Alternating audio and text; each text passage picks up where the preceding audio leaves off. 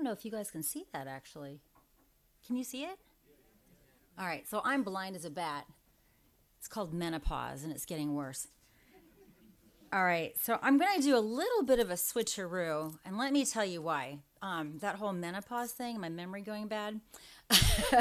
um, so I'm going to talk about women, but I'm going to talk about women in a different way. So the one thing that I've been struck by is that if you look at the scholarship of terrorism, there are different kinds of research methodologies. And each of these methods have their strengths and they have their weaknesses. So on the one hand, you have what I'm going to call the ethnographic approach. And a really good example of a bad example is this book, speaking of menopause, I forget her name, that came out from the University of Chicago Press, which was an ethnography of Jamaat Islami and Lashkar Taiba. And in these ethnographic approaches, what scholars will do is that they'll ensconce themselves in a very local area and they'll do countless in-depth interviews with specific individuals. And they'll continue doing those interviews until the margin of information obtained in the N+1 interview is as close to zero as possible. So the advantage of an ethnographic approach is that you get really finely detailed information, but the downside is you have no idea how representative it is, right? So is this particular mohalla in the old city of Lahore behind Mochi Gate actually telling you anything that you can generalize beyond that particular locality in Pakistan, much less generalize to another country, right? So you're trading off depth for breadth. Then at the other extreme, you have these quantitative researchers. And in interest of full disclosure, I do both kinds of research. So I'm not micturating on one or the other. So at the other extreme, you have what I'll call the laptop warriors. They don't go out and collect their own data because that actually requires risk. Most importantly, it requires money, and scholars are not notorious for having money. So they'll use data sets that are already there. For example, the data that Pew collects under the Global Attitude Survey. And what Pew does is that they have a relatively set number of questions that they field to Muslims in a variety of countries as diverse as Morocco to Malaysia. And the data warriors sit there and they run their models. And what they're trying to find are things that are generalizable across all of these countries. Now, this is how you get published in articles or in journals like the Journal of Conflict Resolution, but doesn't actually tell us much about what we're observing. Because if something can be generalized from Morocco to Malaysia, it's probably not that interesting, right? Gravity can be generalized, but we're not that interested in gravity. So what I've been trying to do in my work on Pakistan is sort of tread a middle path. I'm very skeptical of these multi-country studies, and let me give you a really good example of why the multi-country studies raise my hackles. So it's a very common model that you'll see where you'll have your dependent variable is support for suicide terrorism. This is a variable that Pew always collects. And Pew also asks a very silly question about, do you want more Sharia or less Sharia? And so for those of you who remember, I think we did this in the 5th grade, which is estimate the line y equals mx plus b. Well, that's essentially what a regression is. So when you put that into the machine, you're always going to get a relationship between support for suicide bombing and Sharia. And because the numbers are big, it is the law of big numbers that relationship will be significant. And this is a very typical interpretation. An increase in support of Sharia by 13% results in a 12% increase in support for suicide bombing. Read countless papers. But here's the problem. What is Sharia? We don't actually know what that is. So in my work in Pakistan, it's been my general experience that people think that Sharia is a means by which they have access to cleaner government, less bribes. The police will take your FIR without having to bribe them. You can get your identity papers without paying a bribe. This is a very different interpretation that I support Sharia, which is cleaner government, and this is why I support in certain kinds of terrorists. It's a very different interpretation if we believe that individuals think Sharia is whipping, stoning, beheading, and so forth, and that's why they support terrorism, right? So you can see how you could have a very problematic reading of these data because you don't know what that variable is. So in my work on Pakistan, I'm trying to tread both paths in the sense that we're trying to rely upon some of the qualitative work that we've done, but also take advantage of large numbers.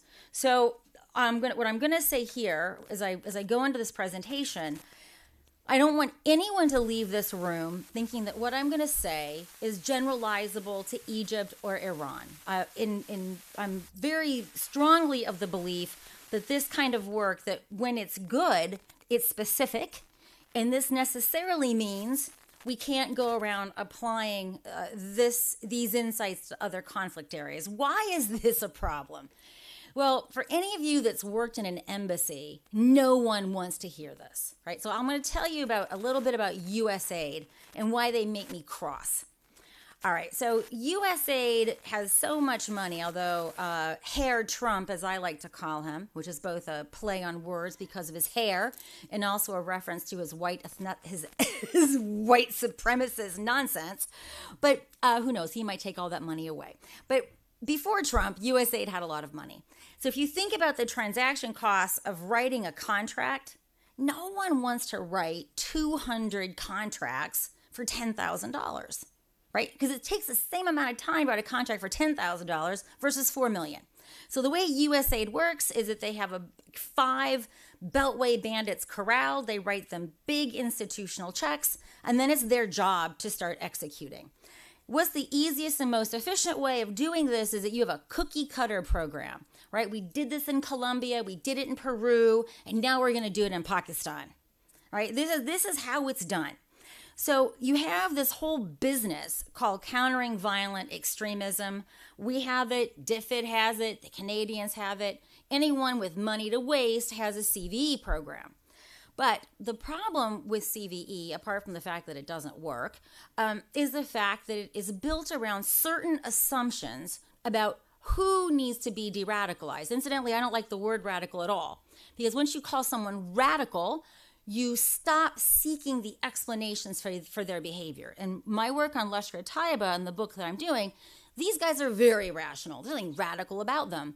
They're actually joining an organization because they support the mission. In fact, it looks an awful lot like why my brothers joined the U.S. Army at 16, right? But would we ever say the U.S. Army radicalized my brothers at 16? Probably be, tossed out of the room if someone actually said that. So my approach to this is really quite different. I want to turn this idea of CVE sort of on its head. The assumption of countering violent extremist programming is that we should be looking at males of military age. Now, why do we think this? Well, I think part of the reason, especially when we start talking about Islamist terrorism, and I'm saying this word very carefully to echo what my friend and colleague Praveen Swami said, we're not talking about Muslim terrorism. We're not talking about Islamic terrorism. Islamic terrorism would be a terrorist who also does calligraphy. We're talking about acts of terrorism that's committed in the name of political Islam, right? So we're being very, very specific about what we mean. So looking at the profiles of different militants in these different areas of operations, we tend to see that men dominate, right? That they're overlooking the human capital of women. So most CVE programming takes as its assumption that we should be looking at men of military age. Well, my brothers are military recruiters. Now, they will tell you that they spend much more time recruiting the parent than they do the kid. And the reason is we sign on the line at 16. Got to have both parents' permission. 16-year-old, you can pretty much convince them to do anything. A parent, not so much. And I find a lot of similarities in the work that I've been doing on Lashkar Taiba, which is it's very much a family affair. Lashkar wants the mothers to give them blessings. There's a lot of similarities to how Lashkar works and how I see gangs of Chicago working. They take care of the families. So when a kid gets killed, they take care of the funeral. It's a big deal. They want to make sure that that family will continue supporting the mission. So the idea that we are not looking at women, I think, is a very, very big problem. So what I'm going to do very briefly, because I got 2 minutes, I'm going to give you some empirical data. When I proposed this, I thought Lashkar Taiba was in this data set, and I said to my RA, go run these models for me. To my surprise, it wasn't Lashkar Taiba. We got Lashkar Jungvi and Afghan Taliban. I gave him the wrong data set, and he couldn't redo the numbers for me. But I think this is going to illustrate where I'm going. And in 2 weeks, I'll have the Lashkar Taiba data. So what I want to look at here is why or how does gender affect support for different terrorist groups? So I'm going to be using the data set, the wrong data set, because I don't have Lashkar in this one, but we've got about 16,000 people, 3,000 of which were in Fatah. And our dependent variable is support for 2 very different but also related terrorist organizations. One is Sipe-Sabe Pakistan. It also goes by the name of Lashkar Jungvi. Basically, this is a group that kills Pakistanis. In the early days of the 90s, it also helped participate with the Taliban. It's an important history where this organization also forged ties with Al-Qaeda. So when in the much before the emergence of ISIS, if there was an Al-Qaeda attack, LEJ would often be the executor of it, even though Al-Qaeda was the imaginer of it. Now in the post-ISIS world, we're seeing some of these guys, they went to the Pak Taliban, now they're defecting to ISIS. And the reason for that is these guys are sectarian, right? They not only kill and slaughter Shia and Ahmadis, they're also going after Brahmins. And of course, Christians and Hindus, and every once in a while a Sikh is also fair game. The other group that we're looking at is the Afghan Taliban. Now, these groups are both Deobandi, right? They share an archipelago of madrasas. They both rely upon the Jamiatul Islam ulama for political cover, but also religious cover. But the difference is that in the case of the Afghan Taliban, no matter what Durrani Sahib says, we have the state actively behind it, promoting it, helping it, aiding, abetting it in every which way imaginable. In SSP, or LEJ, the state sometimes goes after it when it becomes a big nuisance, but it really suffers from benign neglect. And there's political reasons for that. Obviously, Nawaz Sharif doesn't want to alienate them because they're competitors. But then the other issue is that LEJ, like the Afghan Taliban, also have overlapping networks with Jaish-e-Mohammed, which is another group that Pakistan aids and abets to kill Indians.